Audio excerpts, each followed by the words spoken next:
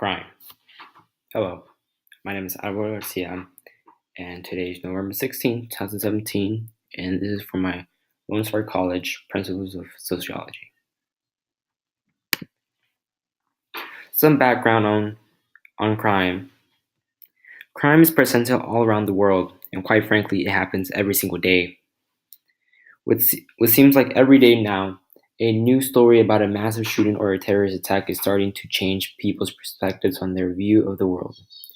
In a session, there are different types of crime one can commit, like violent crimes, nonviolent crimes, street crimes, victimless crimes, and more. Despite the differences, any crime has the potential to change society for the better or worse.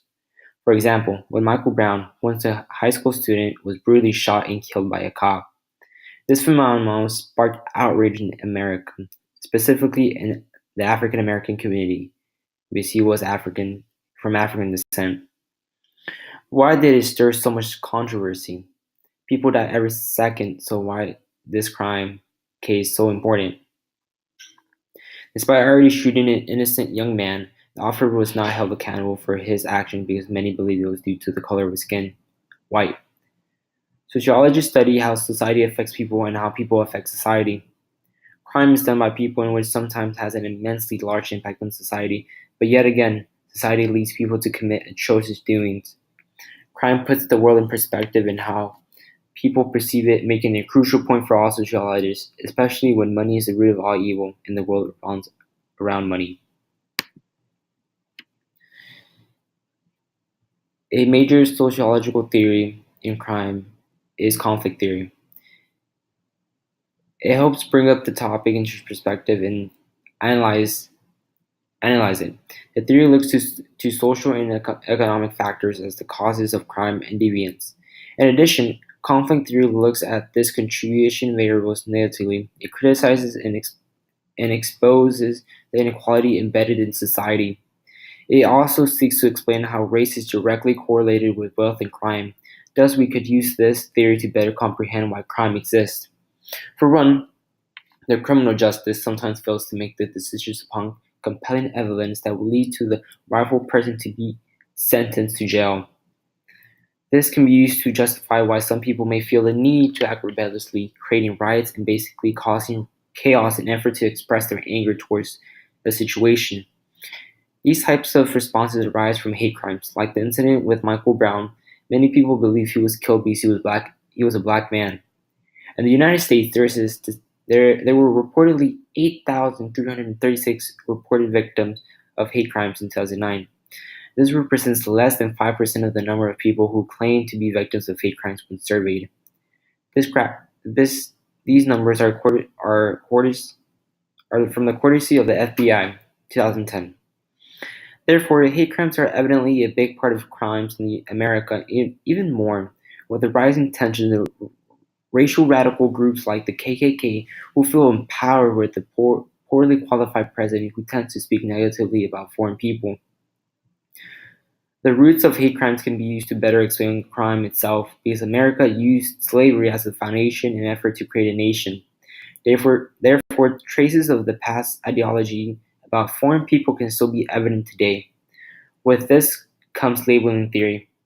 People may perceive a certain race negatively based on what they have heard of them from family, media, outlets, and etc.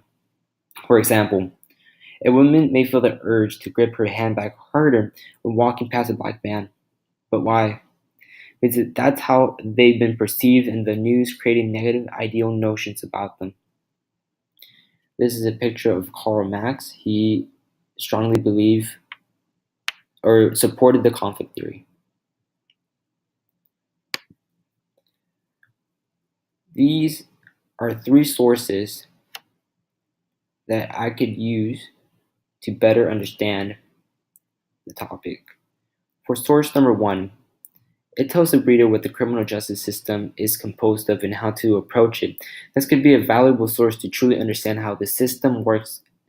It goes all the way from defining terms to teaching you how to approach certain situations. I would approach this issue differently by evaluating my environment, and by then I could make in a smart decision on how to act accordingly to the situation. Source number two. In this article, German Lopez attended a Republican convention that was focused on making America safe again. He approaches some criminologists and researchers across the country, so the best of the best. He begins to ask. One of his questions was why nonpartisan policies can make America use to reduce crime and gun violence without going after the guns themselves. You see, his article revolves around gun control, but the different ways he lists the that could reduce crime could be some data that I could use for my own study.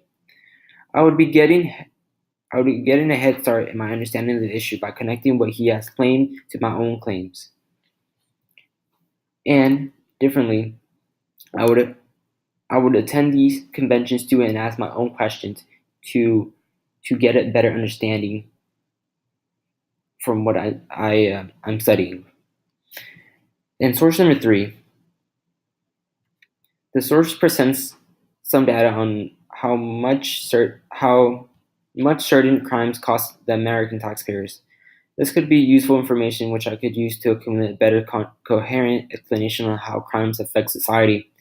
This data is a couple years old, thus I could approach this topic by updating some of the outdated info by following up on them, but the same procedures would be taken. The current research mode. I would personally choose to use the participant observation research mode to better grasp and analyze crime. Of course, I would not be playing the role of Spider-Man, but rather I would attend court hearings and protests to get a first-hand look at how the system works and how the people respond to it. I would be able to collect data on the statistics of crimes categorizing it in race, social class, etc. By doing so, I could come up with a good explanation on why crime occurs and how it affects society. The procedures would be simple. I would find an event that correlates to my study and try to blend in with the crowd, observing and taking notes of the people around me. I would have the advantages of validity. The quality of my data would be superb by allowing myself to personally see it firsthand. Insight. I could accumulate feelings towards a certain topic by viewing diverse points, values, and etc. But in addition to the advantages, disadvantages do come, including time. It would be extremely time consuming. To fully understand such a complex topic, it would take me years to accumulate an explanation.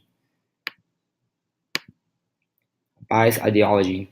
While trying to gain data, I may experience an unexpected amount of biased data affecting the ethos of my work.